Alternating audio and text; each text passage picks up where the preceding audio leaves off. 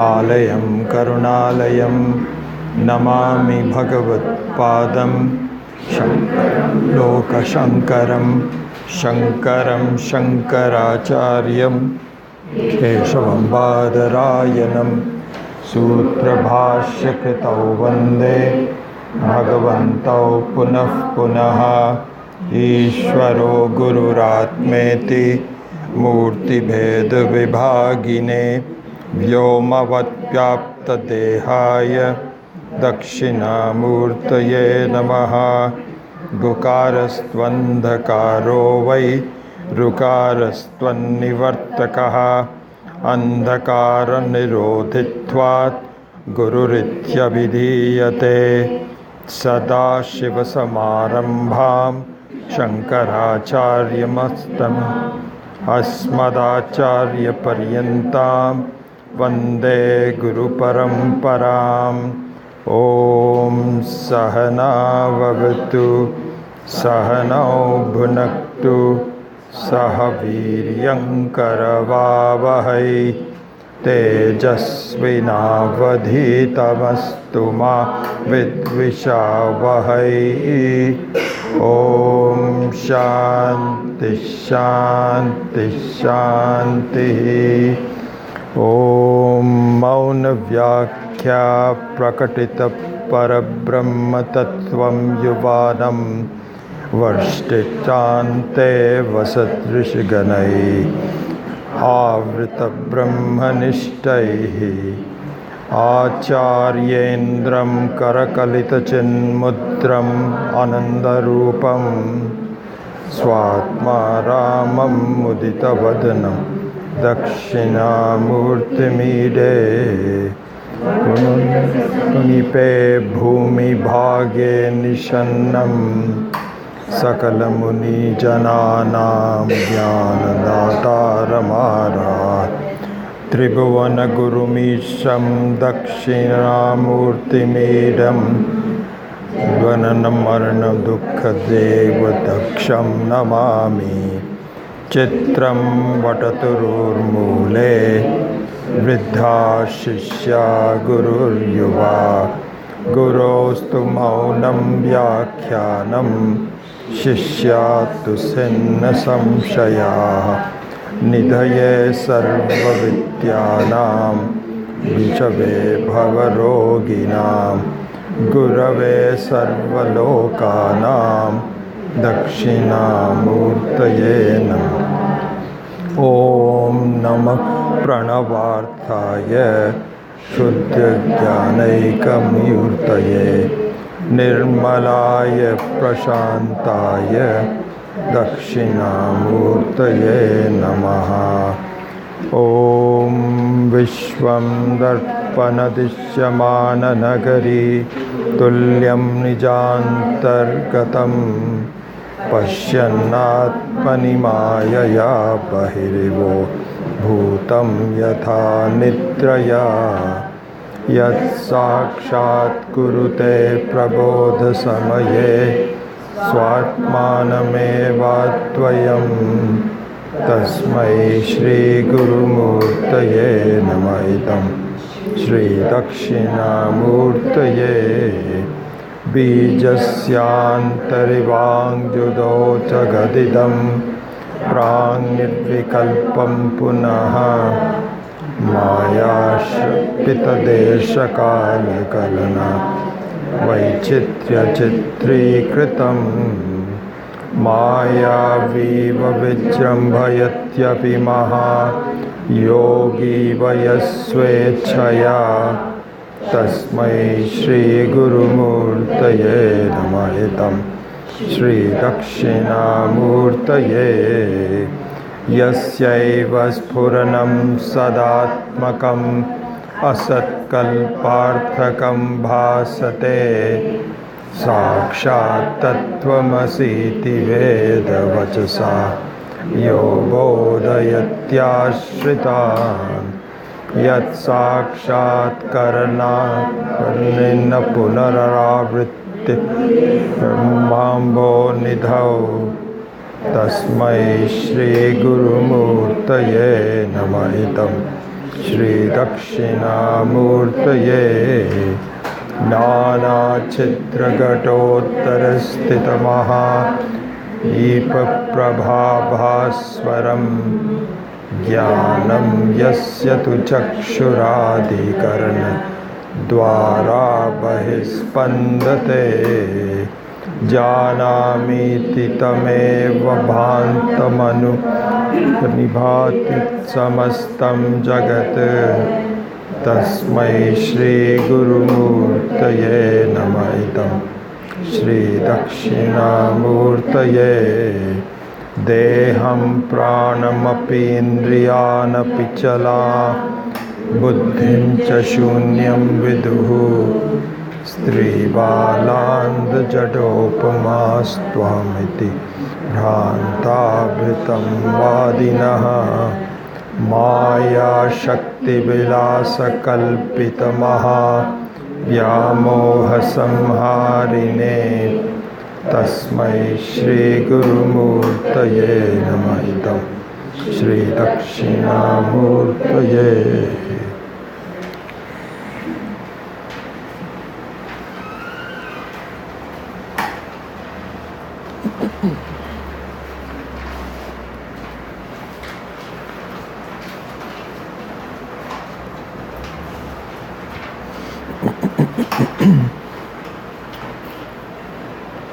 So in trying to revise the first verse, it is very helpful to look at the main concepts, the main thoughts that comprise the explanation of the first verse in the form of Manasa Ullasa.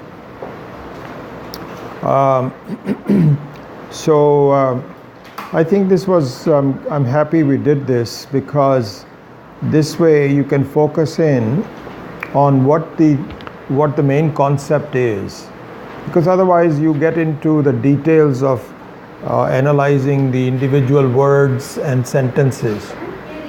Really? Okay, let's do something. I thought that it was.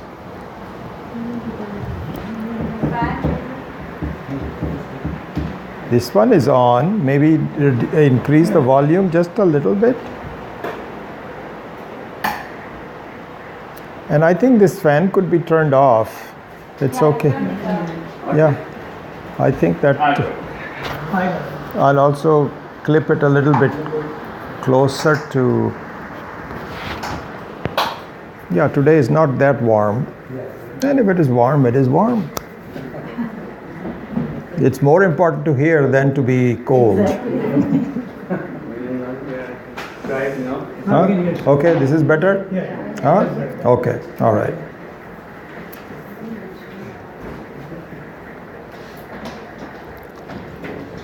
So,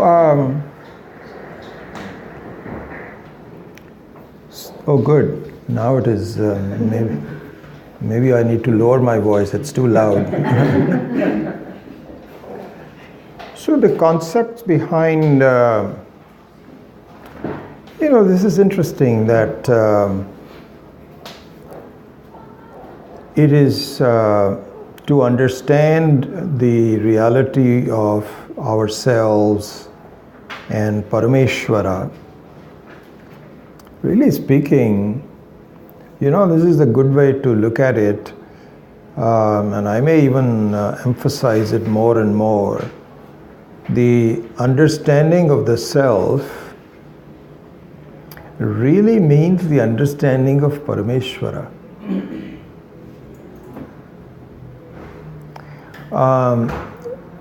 And the reason for that is that somehow when you say the understanding of the self, you still have remnants of smallness in you. And yeah, your attempt is to reduce it as much as possible, to try to understand the the difference between my smallness and myself. All of that is, it's not as though this is wrong, but the attempt to understand the self is tinged with the difficulty. And I've expressed this a couple of different ways. One way I was expressing it earlier was that it is much harder to start with my smallness and try to get rid of it. It is much harder to do that than to start with the greatness of Parameshwara and understanding that I am none other than that. Even that is a huge issue. It's not easy. But out of the two, the understanding of Parameshwara is more, it's easier, and it's also more immediately rewarding. Because the reality of it is that my understanding about myself as a jivatma is not correct. So instead of taking this vyashti and becoming the samashti, it is better to inquire into the samashti and seeing how am I blocking the samashti from my understanding. So in some ways, this is much better to take the help of the greatness of Parameshwara and our submitting to Ishvara, saying that I want to understand you, help me understand your Mahima, is I think a more fruitful way to approach, no doubt about it. So I think an understanding of Parameshwara is not easy, but at the same time it is ultimately absolutely rewarding.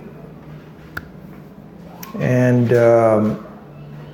so that I think should be our approach. It is not just we often talk about self-knowledge. Self-knowledge. It's true, self-knowledge. Self-knowledge is what we do.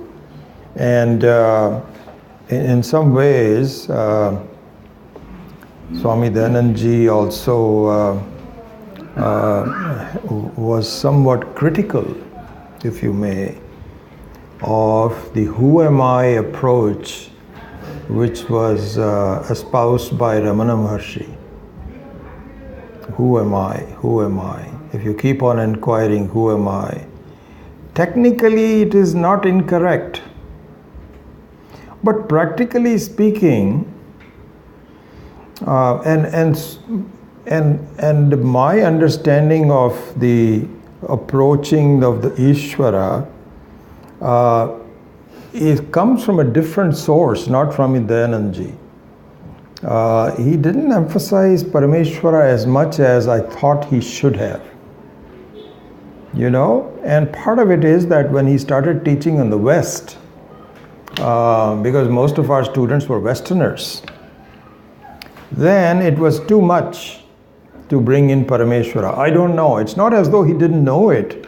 That's not my point. I'm just talking about the approach that he took the teaching. So he didn't really emphasize Parameshwara as much. But he also said the same thing in one form or the other. That just saying who am I, who am I, who am I, means that you will forever be involved in your smallness. And it is not as effective. It's slow. If you keep on doing it effectively, you can do it, but it's not that effective. Whereas I think an approach of understanding the grandeur and the Mahima of Parameshwara, which includes as the Sarvatmatvam, this is the whole topic that we are doing, which includes the fact that he is me. I am not separate from him. So you come up to the same point. But I think that the whole approach of recognizing the Mahima of Parameshwara, in my view, is the right approach from what I have in my life. I can just share that with you. So in some ways, really speaking, and it's interesting, our difference, our take, it's a question, really not more than even Bhagavad Gita. So in the first 6 chapters is emphasizing the Tvampada Vachya, which means the Jiva, opposite to what I was saying. And then in the beginning of the 7th chapter through the 12th chapter, the 1/3 of the Bhagavad Gita, starts with the Parameshwara, emphasis on Parameshwara. So it's not as though the first 6 chapters do not talk about Parameshwara. No, absolutely. But the emphasis is more on Tvampada Vachya. Then in the second triad, the emphasis is on Tatpada Vachya. And in the third triad, it is the Asipada Vachya. Tat Tvamasi is the aikyam between, the identity between them. So all the texts really are engaged in one form or the other, whether you begin here or you begin there and so on. But at this stage of my life, having studied all this and looked at it and so on, I personally feel that with a straightforward appreciation of Parameshwara is a better approach than to simply isolate the analysis of the Jivatma. Ultimately, it's all the same. Anyway, so that's the just some thoughts that I came to my mind. So in terms of understanding the revision of the first verse, again, the overriding thought of the first verse is, as you know, you should know by now, is Atma Pratyak Swarupam. The self is Pratyak Swarupam. And you can even say Parameshwaraha in the form of Brahman also is Pratyak Swarupam. If you want to take this approach of immediately going over to the Parameshwara side, you can say that Parameshwara also is Pratyak. The reality of Parameshwara, which is Brahman, Ishvara, which is Brahman, is also Pratyak Swarupam. And so the Pratyak Swarupam means that it is not visible. What is visible is the Shakti of the Ishvara. The Shakti of Ishvara, which is in the form of Maya, is the visibility of Ishvara. But then we have to see that the Shakti of Ishvara, which is also called the very Vistara of the Ishvara, is from something which is not visible. From something which is not visible. So, Swami Maheshananji also points this out. I'm just going in related things to, I'm not doing it, verse by verse. So he says that if you look at Maya, even the Maya, the very Shakti of Ishvara, it is what is called Karyagamya. Karyagamya means that it is recognized from the effect, the result of its doing. Itself as it is invisible, but you can recognize it from its effect. Much like, for example, you cannot see air, but you can feel the air from its effect. Because the leaves are moving, or that it is touching your own skin in a windy day, you can infer that there is in fact air particles are there.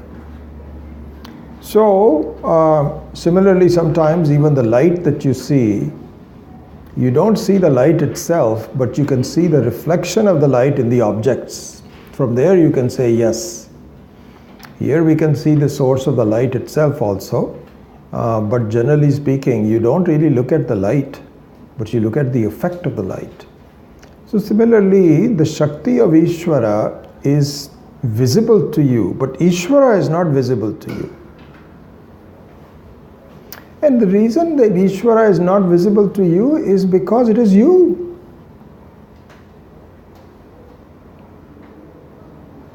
And another thing, it's very interesting.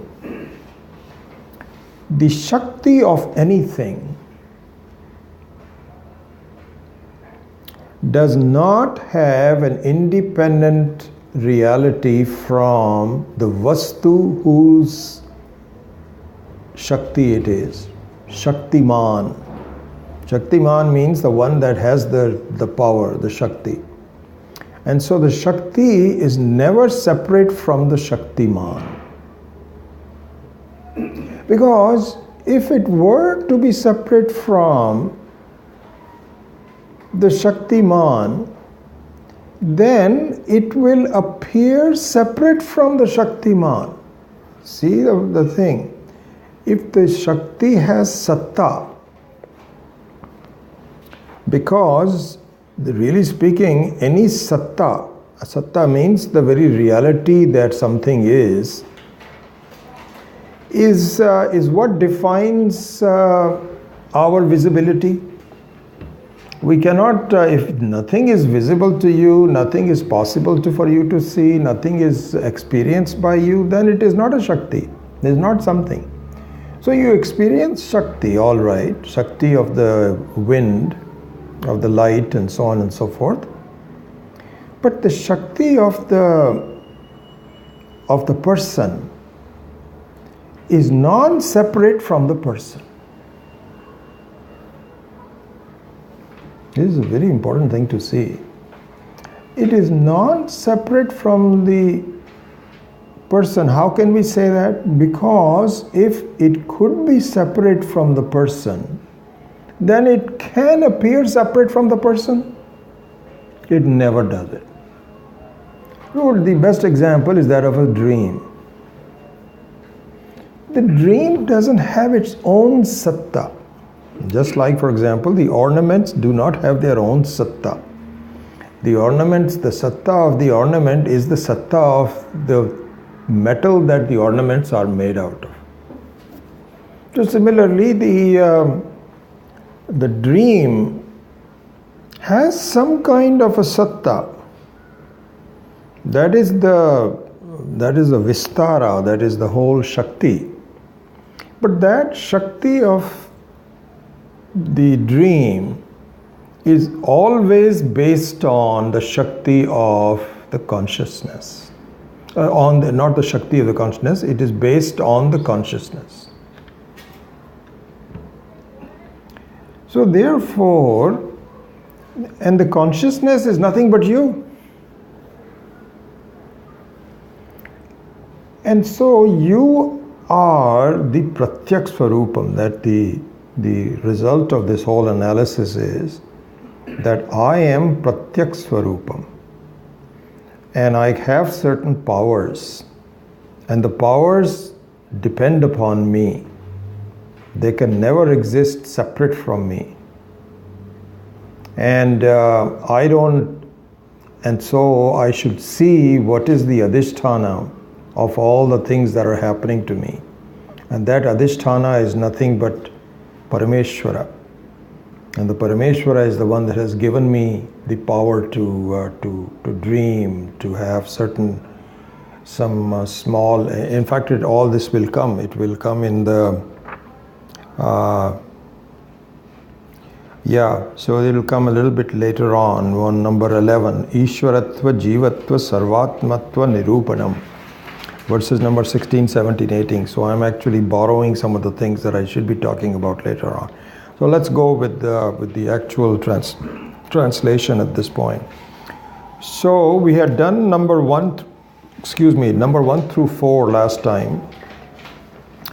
Now let us spend a little bit of time on number 5, Moolakarasya Padyasya Vyakhya. The explanation of the Stotram verse number 1 itself. This is now the number 5. So let's look at that. So there we saw, just a revision, Vishwam Darpana Dishyamana Nagari Tulyam Nijantargatam Pashyan Atmani Mayaya Bahiriva Budbhutam Yatha Nidraya Yat Sakshat Kurute Prabodha Samaye Swatmanam, it should be Swatmanam, not Swatmonam in the explanation. Eva Advayam Tasmai Shri Gurumurtaye Namaha Idam Sri Dakshinamurtaye. So let's look at the Anvaya. So this is just a poetic verse. Let's convert that into a prose. So here Swami Maheshananji points out, so that's why it says Sanvaya Artha. For those of you that are following that, Sanvaya Artha means Anvaya Artha. Anvaya means redoing the verses in a way that the human mind can grasp it better. This is called Anvaya.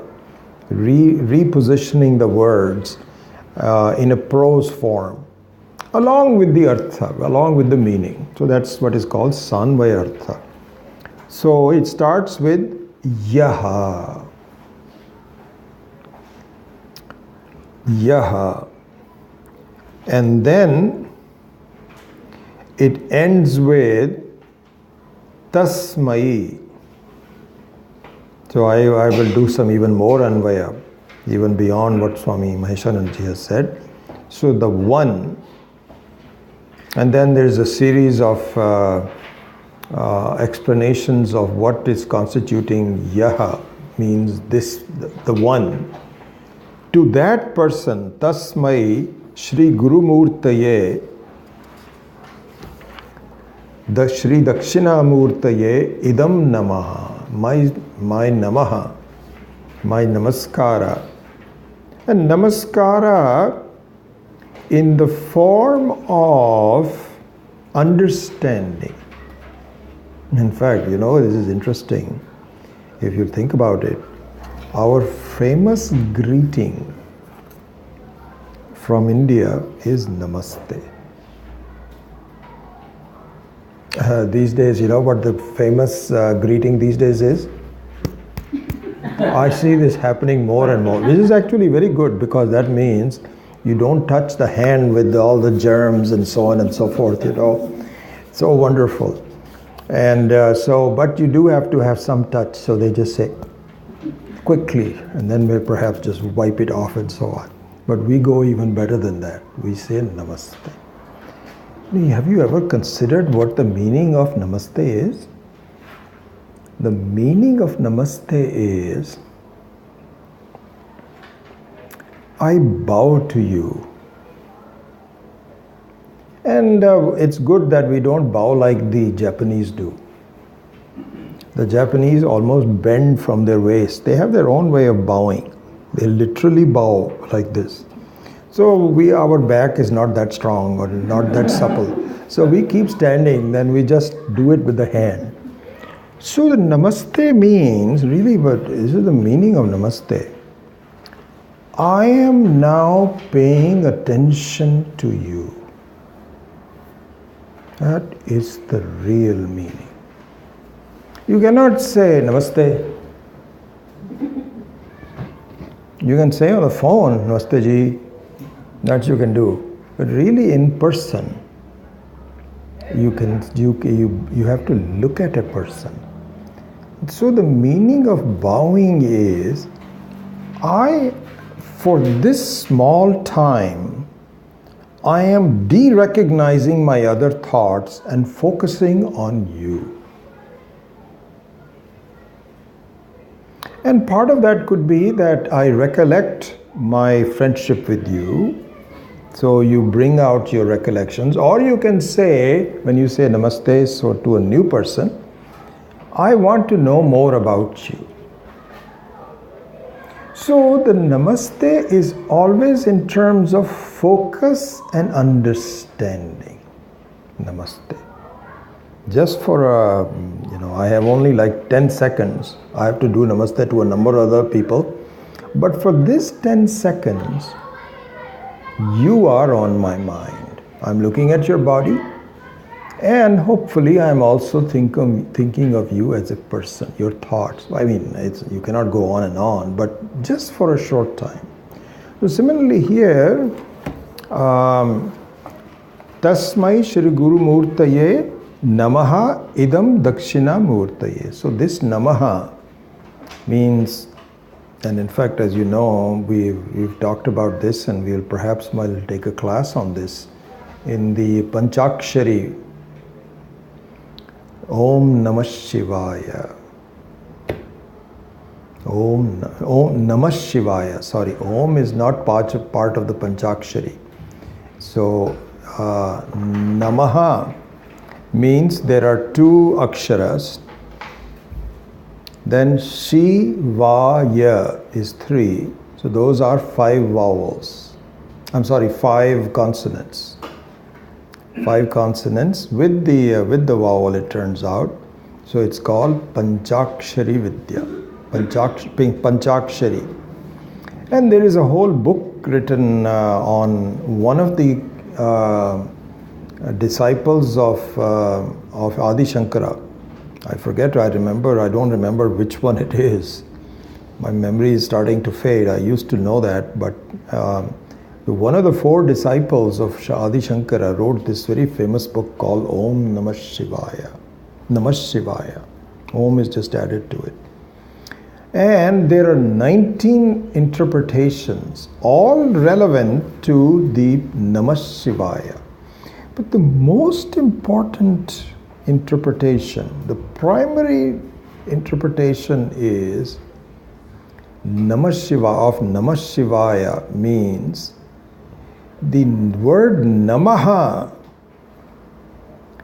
means Tyaga.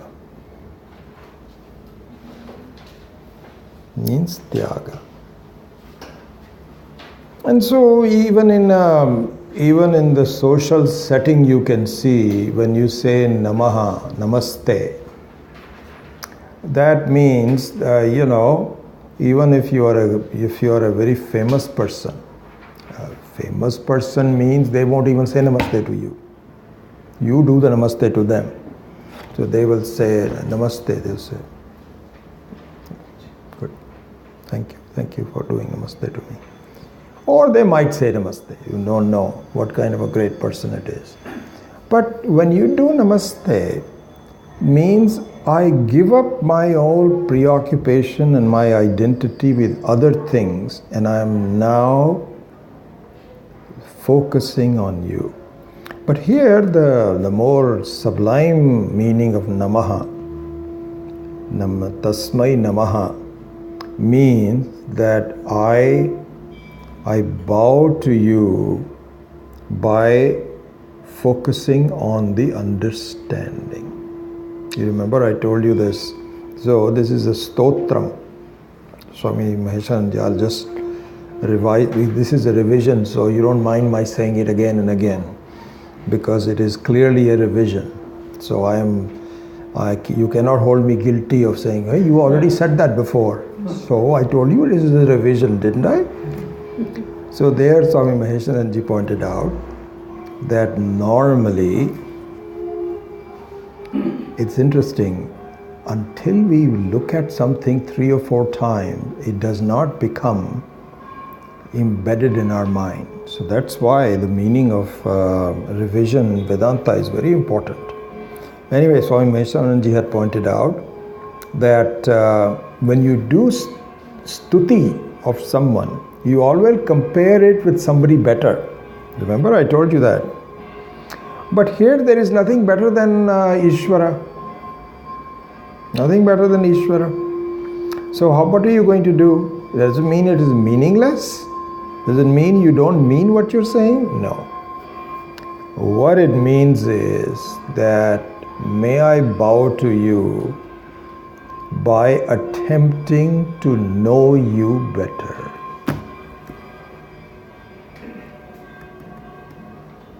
Here Swami, I think it was Swami Chinmayananji or Swami Dayanandji, one of them had said this, that suppose you have Einstein is invited for a speech at a college convocation while he was still alive, supposing. He's a very famous person and a very accomplished person, one of the most wonderful physicists in the world, and you invite him to Stanford. Then anybody can be his introductory person. Anybody can do an introduction. But what if the introduction is done by a high school person who is a valedictorian or whatever it's called? He is very well known in his class, but doesn't know the science of Einstein. So what will he do? He'll say, I am very happy to introduce Albert Einstein, who has introduced the theory of relativity.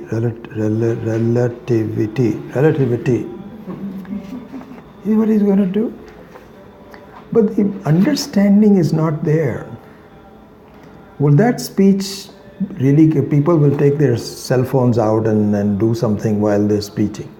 But supposing there is another very famous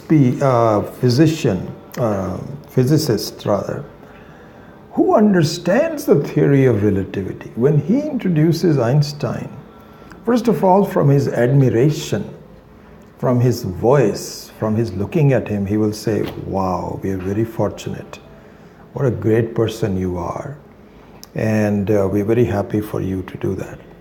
And so the stuti is relevant because of the knowledge about a person. So here it means that I bow to you because I understand the mahima of so yaha tasmai Shri Guru Murtaye, Shri Guru Murtaye. So here it means, this is an interesting, Guru Murtaye means it is possible to know you through a guru. So my reverence to the guru also increases. I think it was, remember this very famous saying, it is done in Hindi. I think, I'm not sure who that was, who said that if you see Ishvara and Guru both in front of you, please bow to the Guru first. And the greatness of the Guru is that without the Guru, you would have not known that the other person is Ishvara. This Kabir do.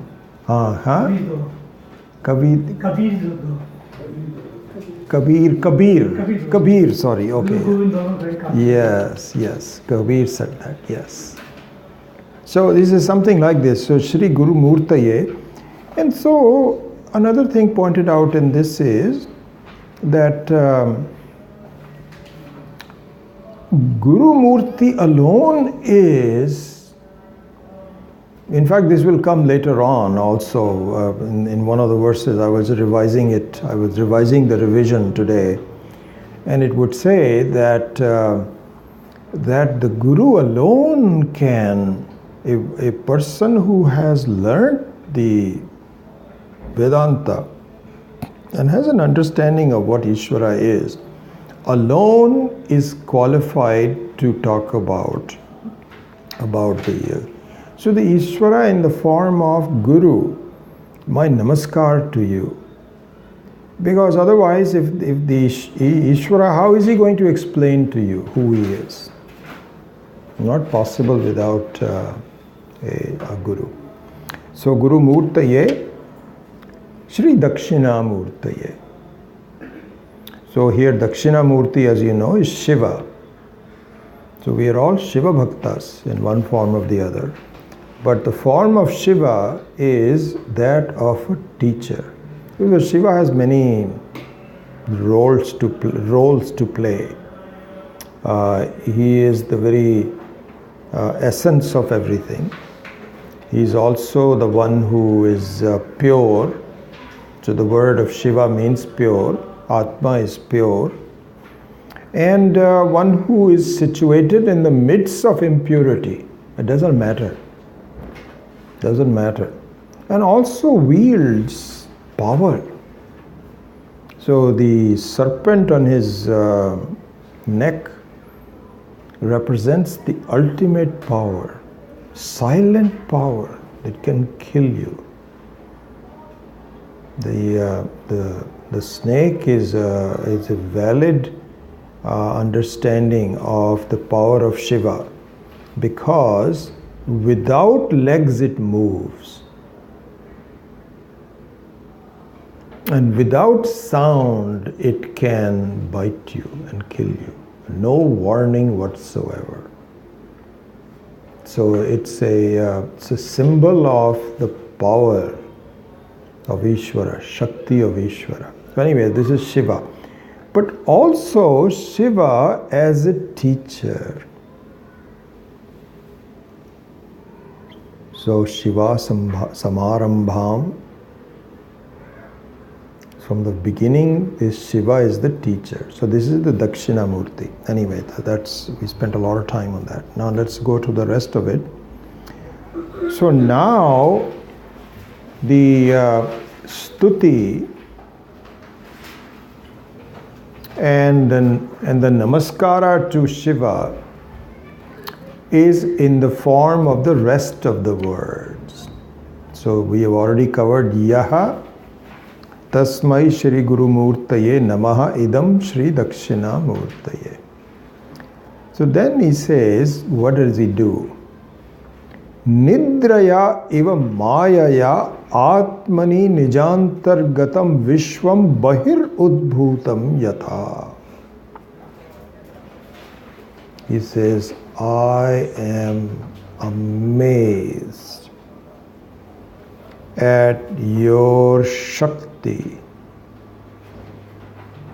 with the use of Maya, where something which is not outside of you appears as outside of you. Oh my goodness. How did you do this? And it says, but you have shown me how to do this. Because Nidraya iva, by the Shakti of sleep. So this is interesting. The sleep is not a passive power. Sleep is not a passive power. This should be understood. The sleep is not something where it is a negative of the Jagrat Avastha. The Jagrat Avastha means there is some things that are going on, and we have talked about the Avastha in the Mandukya Upanishad. So the Avastha means a sense of identification, something, the waking world. So don't consider the sleep as being the absence of the waking world. No. It is a very positive force that has the ability to completely negate the Jagrat Avastha and create an alternative reality. This is amazing. So the sleep is not an ordinary power. Again, created by Parameshwara. Not an ordinary power. In fact, it is just an amazing power. Nidraya iva. It's an amazing, just imagine how many problems you may have in your life. It erases that. At least for a short time. Can you even imagine that? Supposing you have had a very severe injury. Leave aside mental problems that are also there. So there is an absence. Sleep has the ability to negate your mind, but also to negate your body. That, I tell you, is just incredible. And so this is an understanding. And it says, so this is an example of an understanding of Parameshwara. The power of Parameshwara. So we should say, oh my goodness, how could you do this? Because supposing you have some kind of negative, so the sleep is a power, is a positive power, not just a negative power. If it was only a negative power, then what it will happen is it will lessen your problems to a certain extent. Just like supposing you have clouds in front of the sun. So the clouds in front of a sun is a negative power because you have a very bright sun, and what the cloud does is to attenuate it, as we said in our electrical engineering. There was a technical word called attenuate. Attenuate means to lessen. But really speaking, only the complete absence of light can create some problems. And so the sleep is not like a cloud that simply reduces the intensity of the day. It's a very powerful instrument that not only eliminates the problems of Jagrata Avastha, but creates an alternative reality almost as powerful as the day, as the Jagrata Avastha. That is just amazing. So you can see Maya is likened to Nidra. Nidraya iva Mayaya. He says, just like I appreciate that Nidra is an amazing power given to each one of us. What a design by Ishvara, Parameshwara. What a beautiful design. Just think about it. Just think about it, that how he designed the Nidra for us, for each one of the Jiva, for lots of reasons. In my view, the most important reason that Nidra is created is to convince you about the fact that similarly the Jagrata Avastha also will go. You are independent of the Jagrata Avastha. Right now, if it doesn't look like it, you feel like I am the recipient of all the experiences of the present world. So as we were discussing in Mandukya, that's not the case.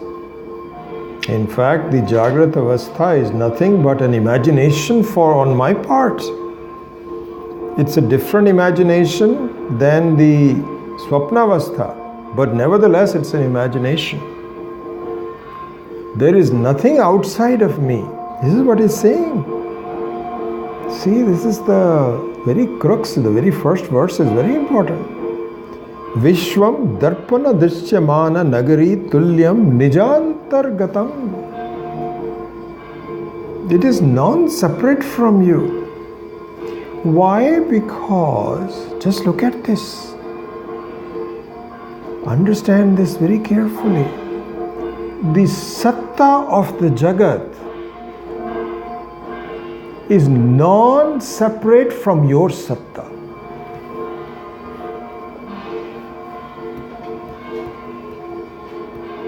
See, this one we can up to end, and to close off this topic, I think that the sleep and the swapnavastha is designed by Ishvara. So the sapna and the nidra, I have lots of different meanings. One of them is to calm you down. Swami Dayanand used to say that, and so accurately. He says that if we did not have sleep every night, 99.9% people will commit suicide. If we don't have a reset button that refreshes us, gives us some new hope, we will be so despondent with all of the problems in our life that we could not last more than a few years. I think that's very true. Though it has lots of meanings, but I think that the most important meaning is to convince you that it is your imagination. Otherwise, I will never even look at this. I am saying this is your imagination, and you're saying, I don't know what he's talking about. Forget about him. You'll be looking at your iPhone and so on and so forth. But the reason you are at least listening to me is because I can show you that there is another example where this imagination doesn't appear to be an imagination while you are there, but it is. Similarly is the Jagrata Avastha. So here this is very beautiful. It says, Yaha nidraya iva mayaya.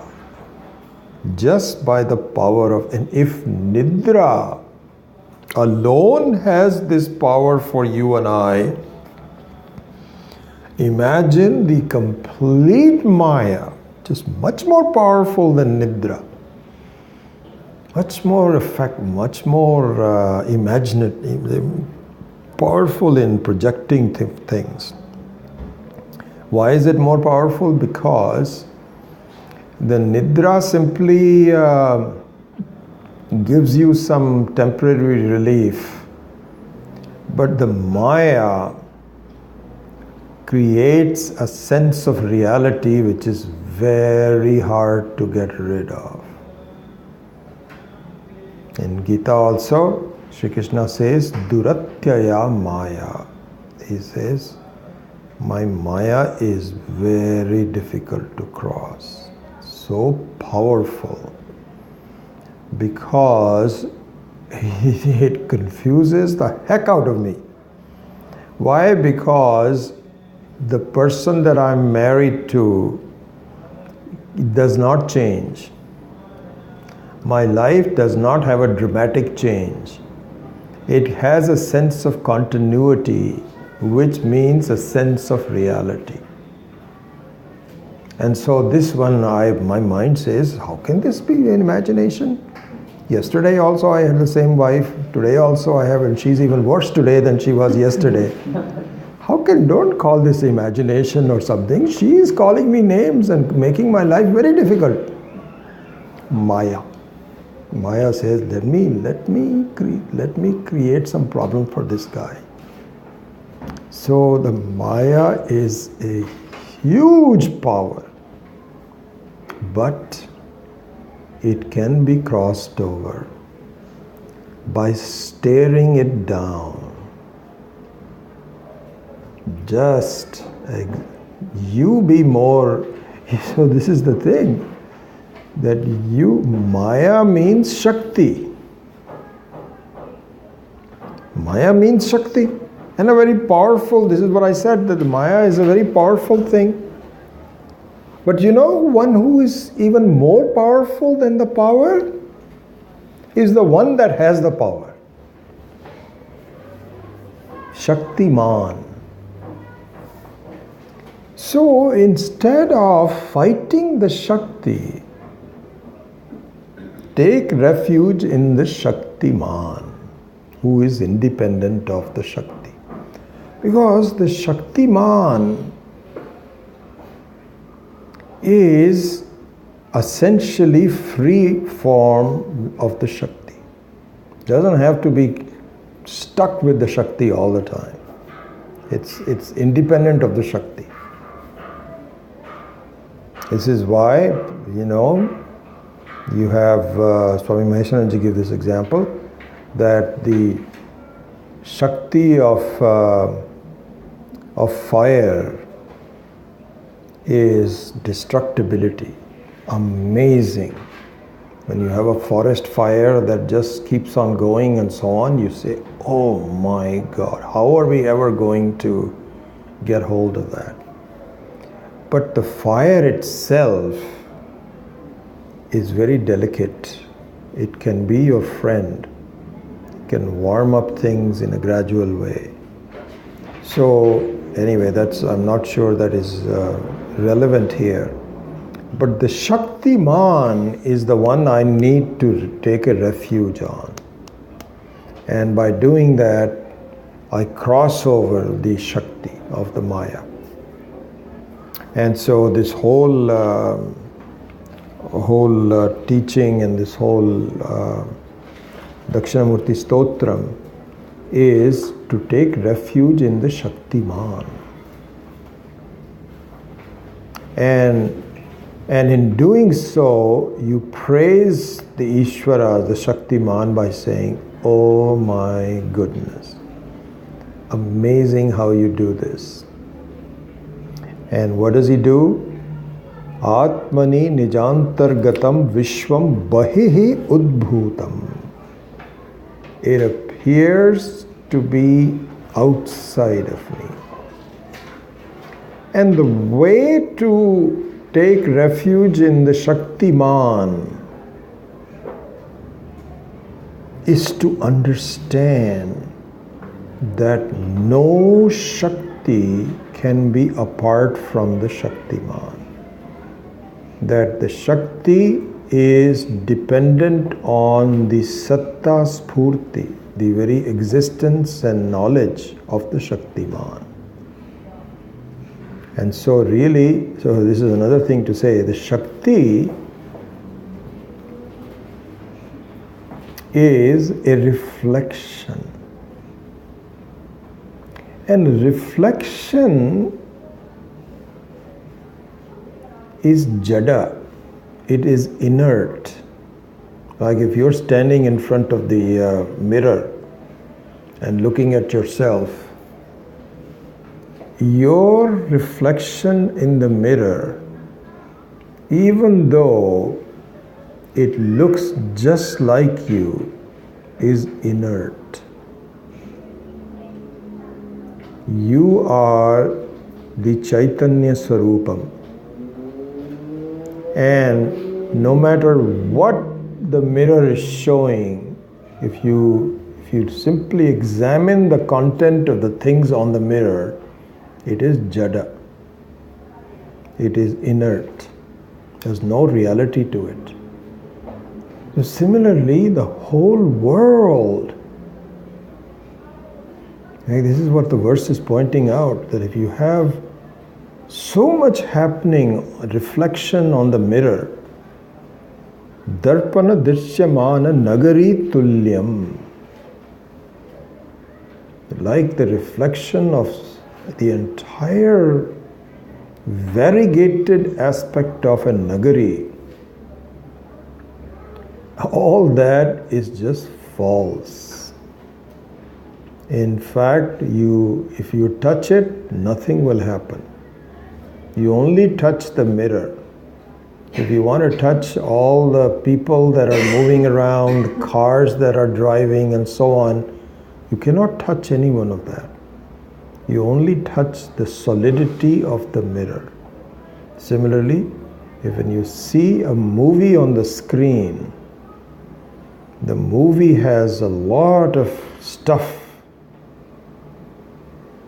And Swami Maheshananji says, who says that mithya does not cause fear and happiness in you? He says the example of that is looking at a movie on a screen. And in the movie on the screen, it has enough samagri, enough constituents to make you laugh, to make you fearful. Does it not happen? There's this picture of this young wife whose husband is traveling and she's alone at home, and then the camera goes into these three gundas outside who's saying, okay, now she's alone, let's go inside. Doesn't it cause fear in you? Boy, my goodness, I don't feel like seeing this anymore. I know what they're going to do. They're going to come in and attack this poor woman. Fear. Similarly, you find that there is happiness. So Swami Maheshananji says, don't tell me that because I'm fearful and I'm happy, this cannot be mithya. It must be real. He says, no, there is no such rule. No such rule. That you need to be real in order to be affected. No such rule. So he says, I am amazed at how you created this world. I mean, look at the inventionness of Ishvara, Parameshvara. You know, it's just kind of like a movie that you cannot say that, okay, you know what, there should be no movie. There should be no fear. There should only be goodness. Just be goodness, and there's absolutely, why do we need to have all these floods in Houston and Mumbai and the president who's bothering everybody? Why do we have to have that? Why can't we all just kind of have a nice thing? There's something wrong with this whole picture. So I've told you this, again, this is a revision, so I can repeat a story. That there was a producer. He approached this story writer and he says, you know, I'm tired of these kinds of movies where the villain and the hero are always fighting and there is fear of the gundas and so on and so forth. I want to make a picture where happiness prevails from start to finish. There's no variation of, there's no dukkha. So he says, okay, I'll try. I don't know if it'll work, but I'll try. So he made a story and the producer really liked it. And the story was, there was a very beautiful family with lots of money. And they were great devotees of a temple. They used to go. And if anybody wants some money for them, they will immediately give it to them. And they had some friends that were very similar to them. And they were always laughing. And they were never playing bridge or anything like that. They were just having talks with each other. And one of them had a daughter and the other one had a son. And when the daughter and the son got married, they had a beautiful wedding. They gave gifts to everybody. They didn't try to show off. No dowry was asked for. So beautiful, so wonderful. And then some grandkids were born. And they were so lovely, so beautiful. Then the story ends. The movie ends. So he said, I think this is going to be very good. So he asked his wife, we're going to give you a preview of this movie. So she was looking at this and she looked at it and she said, my God, how much money do we have? This is all going to get waste. So he said, why? What's the problem? Don't people? She says, there's no plot. There is nothing in here. It's all happiness. You cannot just... So Ishvara also is just like this. He could have created, he says, should I create a world in which it is nothing but happiness? Everybody is just me. Ishvara, Ishvara, Ishvara. Everybody is, there is no one, there is no Vishishta Advaita, there is no Dvaita, no nothing. Everybody is all the same and so on and so forth. No. And another thing is that if you create dukkha, this is where I was telling you about the Maya Shakti. Supposing you just give a little pinch of it. You know, just like for example, they say that in India you may have seen this, that you have a young child and he's, you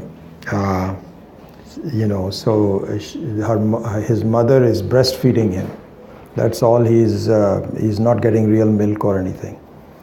And so the breastfeeding is like every 2 hours or 3 hours, I don't know what the normal thing would be.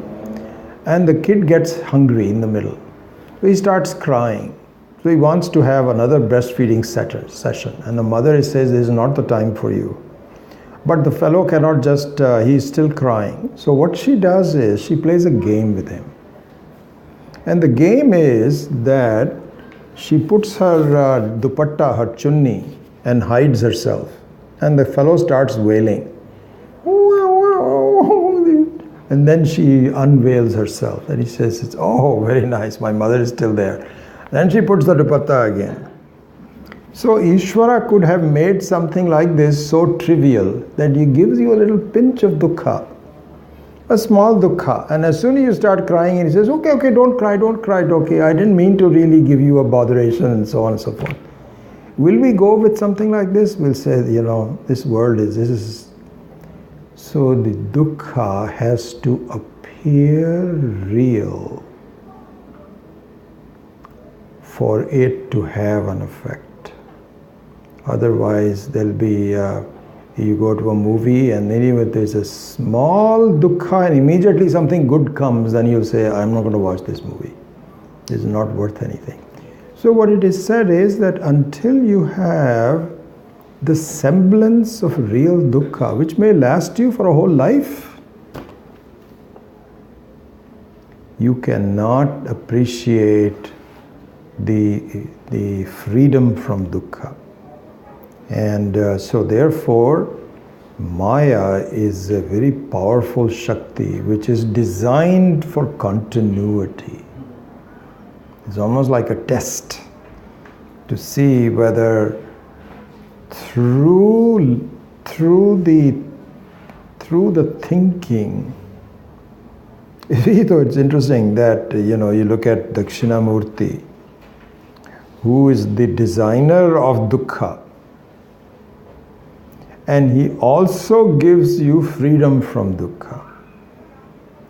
And it all depends on whether you are focused on the Shakti or the Shaktiman. Because on the same way it says the Shakti is very important, and then it says, by the way, please see the mithyatvam of Shakti, the jadatvam of the Shakti, because it is nothing but my reflection and I am the real one. And then we say, oh, there's just, I don't understand what you're saying. Dukkha, dukkha, dukkha, please take away my dukkha. He says, I've just taken it away from you. Here's the way to do that. You focus on reality, not on the semblance of reality. And then we say, no, this is all theoretical stuff and so on and so forth. Ishvara says, okay, what do you want? He says, remove my dukkha. He says, but you've got all these karma waiting on you. I have to give you the right karma phala. I cannot just... He says, no, but wait for karma, you know. So he says, okay, I'll wait for it. Why? Temporary. All those kinds of things. So I'll finish this. At least we'll finish one verse. I came prepared to talk about like 16 verses. So Darpana Drishyamana Nagari Tulyam Pashyan Prabodha Samaye Advayam Eva Swatmanam Sakshat Kurute. So a lot of the Manasa Ullasa is will be an explanation of what is Prabodha Samaye, what is Swatmanam Sakshat Karanam. All of that will come later on, but very briefly, he says, I am amazed at your power, O Ishvara, because how you make things appear to be outside of me and you, and then when I am looking at you directly and understanding your reality, it all disappears. All disappears. Pashyan prabodha samaye advayam eva atmanam. He says, my God, how did you design this world? My namaskara to you. I mean, just look at this. I always think about this, that this is the best design that Ishvara can give. Why? Because it looks so real, and it may have some elements of tragedy, but in the end, it ends very well. Unlike some of the Shakespearean tragedy, where it ends with tragedy. It begins with tragedy, has lots of tragedy in between, and the ends with tragedy. I think, I've never read his books, but there must be something. No. Here, when you walk out of the movie, the heroine and the hero are truly united. Everything is okay. And yes, it was some fun for you, including crying and so on and so forth. But at the end, it all ends very well. Advayam eva atmanam sakshat kurute prabodha samaye. My namaskara to you, O Ishvara. So this is the number 5. We may have to do a revision about the revision, by the way, the way we are going. Om asato ma satgamaya tamaso ma jyotirgamaya mrityorma amritam gamaya. Om purnamadav purnamidam purnat purnamudachyate purnasya purnamadaya purnameva vashishyate. Om shanti shanti shanti. Hari Om Shri Gurubhyo Namaha. Hari Om.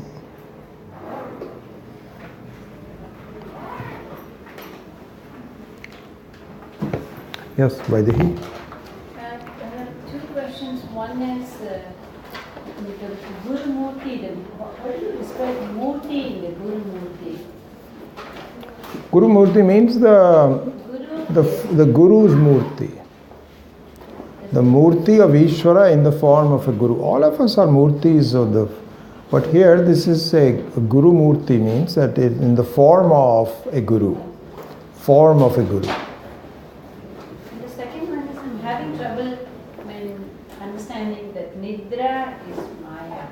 Is it just because everything, all the manifestation is Maya? Everything is Maya. Maya is the samashti, and Nidra is just part of it. Yeah. Yeah. It's not apart from it. Yeah. Yes? This word namaste or namaskar is derived from Sanskrit word. Namaha, and then the visarga, and then te means to you, and namaskaram means the very act of namaha. So either one of them. Namaste is better in the sense that it is to you. So it recognizes the person that you are bowing to. Whereas namaskara means my act of namaha, which means the same thing. Either one. Yeah. So what is the Sandhi Vichhed of the word namaste? Namaha te. Yeah. But Namaha also is na mamaha, not mine, right? So I think that is a secondary etymology. So that is also a tyaga. See, that's the meaning of the word. But that's no mama. There are two. No, I know, but there is a science of grammar where the two words are fused into a single one. So yeah, you're right. Na mama, just like we say in our pujas, but here the fusing of the two is put into a single word, which is namaha. Yeah. Yeah.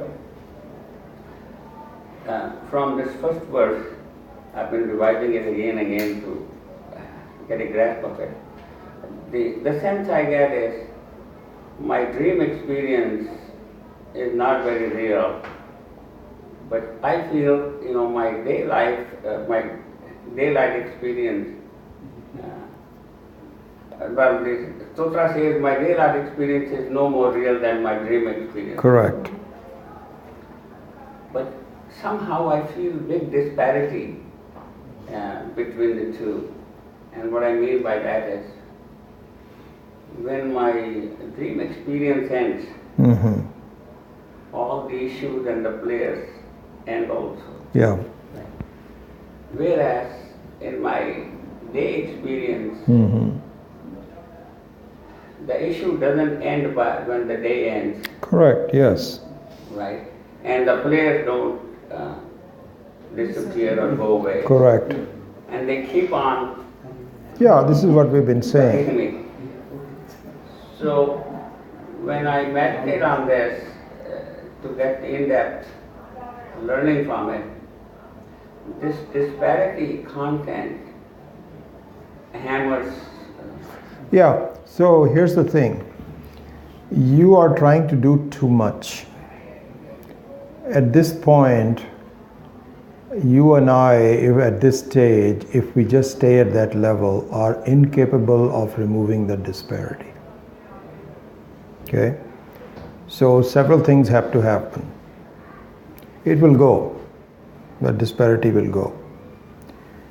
What will happen is, first of all, the tools for removing the disparity have to be learned. This is exactly what the Mandukya and Karika, among others, they're not the only one, but more than any other, is devoted to doing. So you're trying to do too much by yourself, you don't have the tools to address it, number one. The second thing is that the end result of a successful understanding of this, of the Jagrata Avastha and so on, will end in if the fact that whenever you see something, you have two components of it. One is the actual experience of seeing something. The other component is to make a judgment and conclusion about it.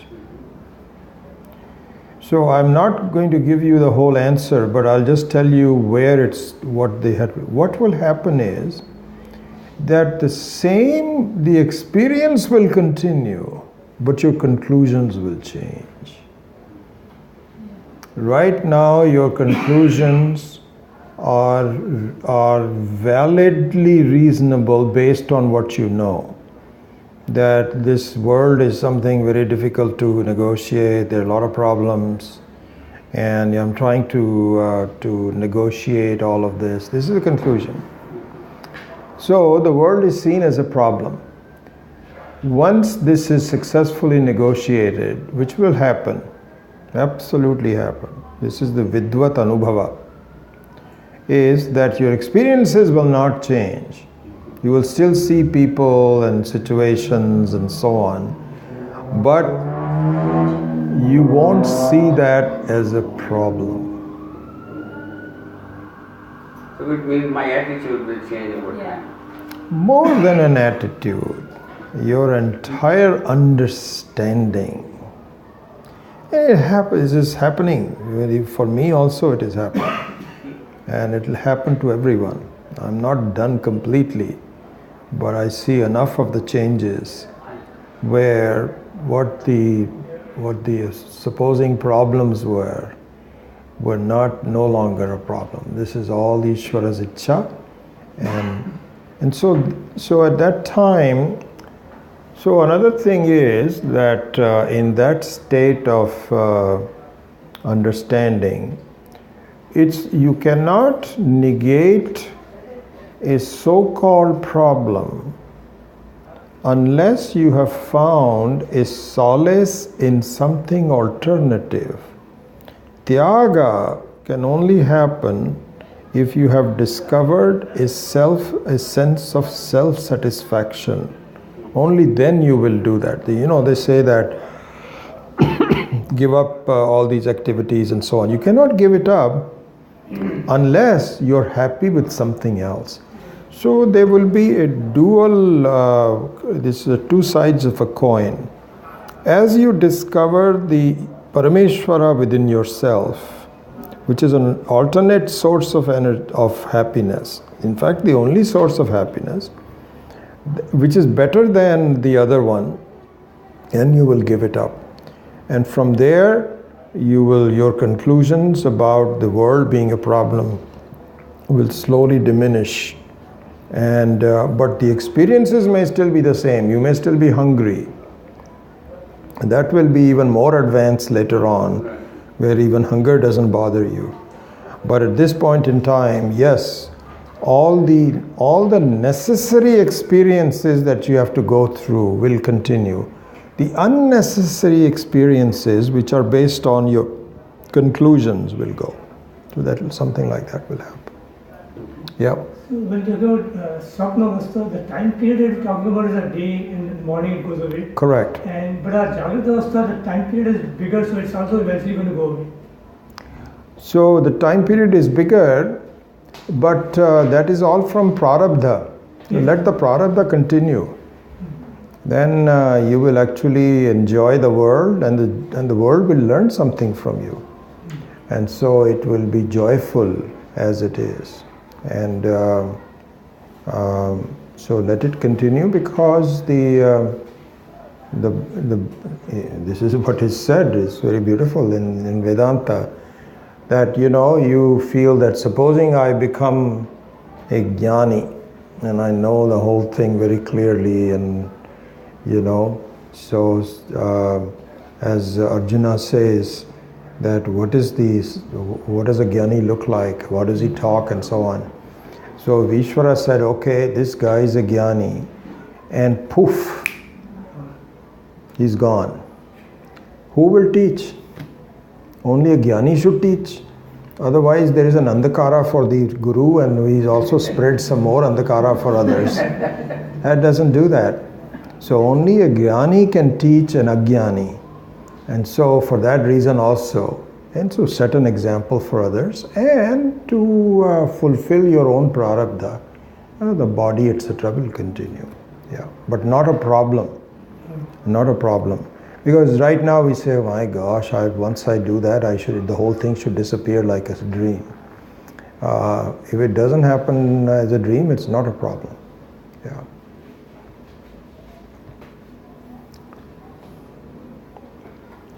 So, I don't know, one thought had appeared to me, but I think one thought was that I feel that we need to review the basics more and more. This is why when I read the first chapter of the Panchadashi, I felt this is an important thing we should talk about. Because in some ways we are talking about the advanced areas where some of the basics have been forgotten. So this is number one. So the question is, I don't have a fourth class that I can teach. I can only teach 3 classes. So we would have to either, what I'm currently planning is to interrupt the Bhagavad Gita for a few months, And which is okay, I feel good about that, because we will again, Bhagavad Gita has a pre-installed revision. Every chapter is a revision. Very interesting. Same things come up in a slightly different way. So we can postpone the revision for a while. In some ways, I feel that Tuesday night also could be a very interesting candidate for teaching that. We can have many more people. But then this text we've already taken, and I don't want to leave a text without finishing it. So this means more time to finish it. So I'm kind of torn. But if I had to do it over again, because the other two classes are better attended, and I think my thinking is that if I promote the advanced introduction, we'll get a lot of more people on Tuesday night. And so, just like we did in Rudram, you know. That was So something like that. So I don't know what to do. What we could do is to interrupt the first verse and come back to it, because I don't like to leave things as they are. In a way, we have covered the first verse. It's just the answer that you Yeah, gave me, right? which is really the most important verse. It is, yeah. It will be just about the appropriate time to learn the basics that you have in mind before we go to verse 2. Because I feel that the Gita class is well attended. Yeah. Here, the people who are not in Saturday are very few. Right. There's Shankar, there's Krishna, there is Many more. There are many more people present on Saturday class. No, that. What I'm saying is that there are people who cannot come to the Saturday class. Right. Kuldeep, there's only very few people who are unique to the Friday or to the Tuesday. And in a way, it's a repetition. You're also getting the same thing in the others. So I was just thinking that perhaps we should switch it to Tuesday night. Yeah. You know. So, sorry, Sujata, you had... I just had a question. Approximately how many months you think Panchadashi will take? Yeah. It's hard to tell. This is an amazing amount of detail. 6 months maybe. So then it's not that big of a time in my mind. We can easily come back to We can Dakshinamurti continue to after finishing. Maybe we should do that. The depth that Dakshinamurti demands to me will greatly benefit by having those basics now. Oh yes, for sure. Before we go any further, Sure. then Yeah, if I look at the students in general, not any one particular, I think you would learn more and appreciate more the very beautiful advanced topic of the fundamentals of Vedanta that Vidyaranya has pointed out. Beautiful. And I've read Panchadashi several times, but the way Swami Maheshananji has explained is just marvelous. Even I've been studying for a long time. I'm really enjoying the fundamental review. Beautiful. So should we switch it over to Tuesday? What do you think? Yes. I think Huh? all the pertinent data is on the table. Okay, let's do it.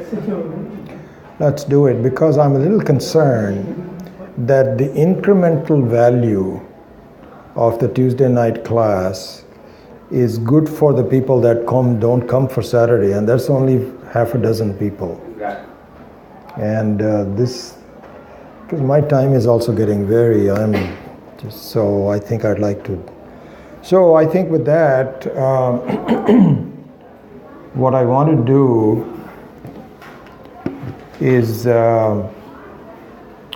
promote it to the general public. And I write some articles,